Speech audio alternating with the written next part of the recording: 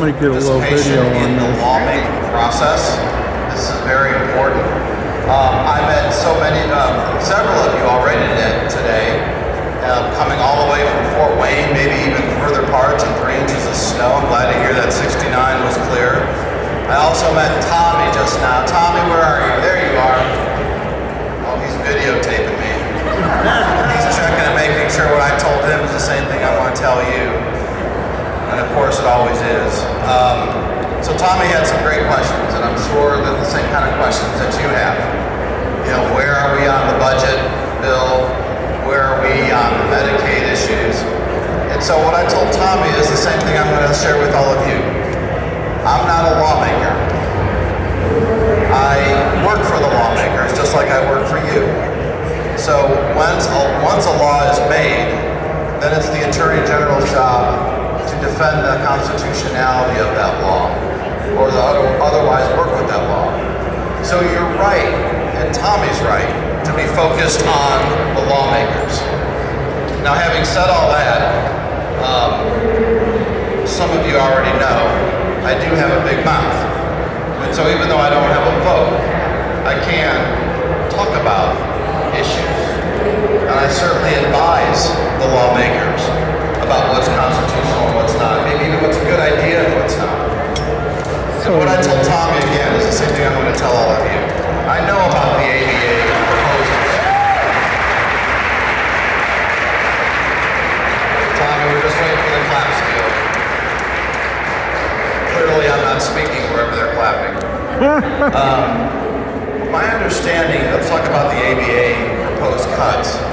That's a proposal from an agency not elected by anyone, but who's responsible to the governor, and more importantly, is responsible to all of us. So it's not necessarily a law, but we should be paying attention to the budget bill to see if ABA is going to be funded or not. So you're right, and Tommy's right, to be focused there. I'm focused there, not just as your Attorney General, but as a father. You see, Kathy and I, our firstborn son is named Teddy. So not Tommy, but a Teddy.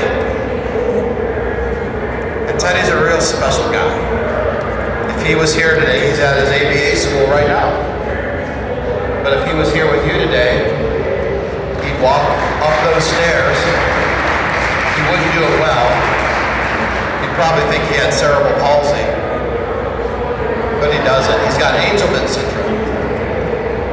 He'd have a big smile on his face. Like many of you, he'd give each of you a hug, just like you give us a hug. Teddy can't speak like Tommy can. He's nonverbal, and he doesn't know enough to have to know sign language, but he has his own special signs. There's about 3 or 4 of them. And Kathy and I think Teddy's going to change the world, one hug at a time. Teddy's ABA hours were cut this year. So we understand.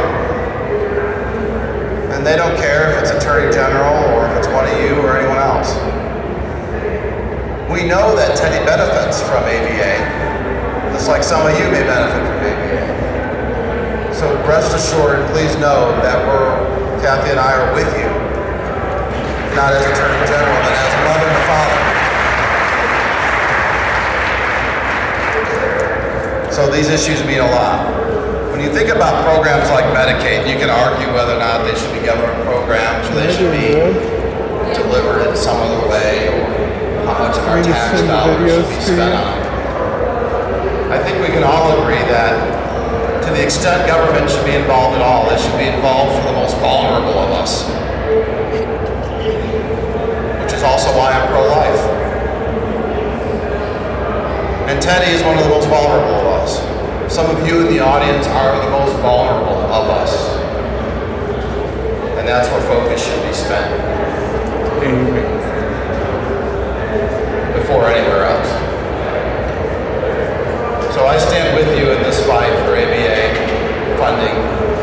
I stand with you in this fight to make sure our budget, to the extent we're spending tax dollars and the public's money, your money, that it's focused on the most vulnerable of us. So thank you very, very much for having me. I questions for a little bit individually. I'm a big fan of what the ARC does, by the way. And I look forward to Teddy being a bigger part, or being a part